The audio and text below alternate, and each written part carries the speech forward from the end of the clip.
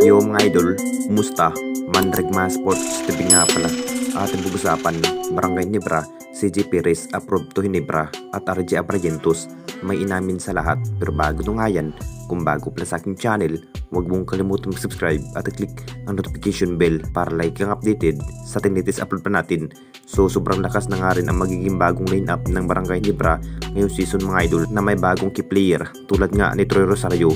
Ini-expect na nga rin ng lahat na mapaplakas nga ang magiging pwersa at sa shooting ng Barangay Ginebra ngayong season. Talagang handa na nga rin ang kupunan ng Barangay Ginebra talunin ang ibang kupunan at makakabawi sa TNT Tropang Giga. Ito rin ang dahilan kung bakit pinalakas nga ang magiging pwersa ng Barangay Ginebra.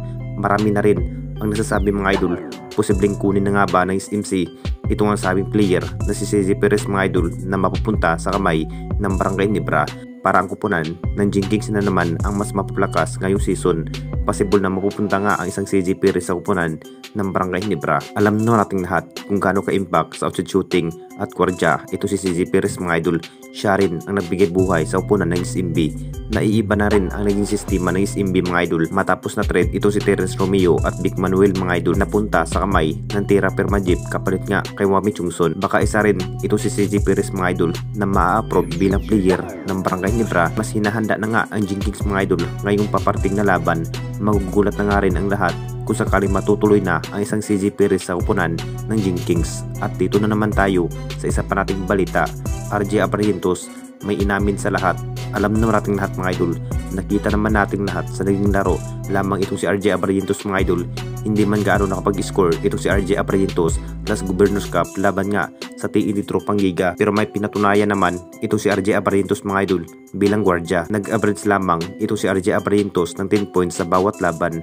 Marami na nga rin ang nasasabi mga idol, mas lalo pa nga raw humihina ang Barangay Ginebra na may bagong player tulad nga kay Isaac Go na walang maambag sa upunan ng Barangay Ginebra. Kung hindi sana binitawan ito si Sistan mga idol, masasabing mas kontrolado nga ang Barangay Ginebra ang magiging lakas sa Benitria na may Sistan. Inamin na nga rin ni RJ Abrillentos mga idol na parang hindi pa rin sapat ang kanyang laro para sa kupunan ng Barangay Ginebra dahil hindi man gaano naambag. Kung titignan natin lahat mga idol, si RJ Abrillentos lamang ang namukhang ilit-inoryo ng Barangay Ginebra.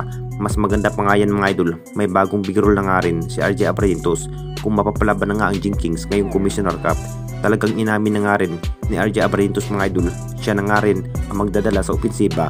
Ganang passing rin ang kanyang magiging combo kay Scotty at Troy Rosario at isa pa nga yan ng ating best import na si Justin Brownlee. Nasa training camp na nga rin ang Jinkings mga idol para mas makapaghanda sa laban. Anong masasabi ninyo mga idol tungkol sa ating video?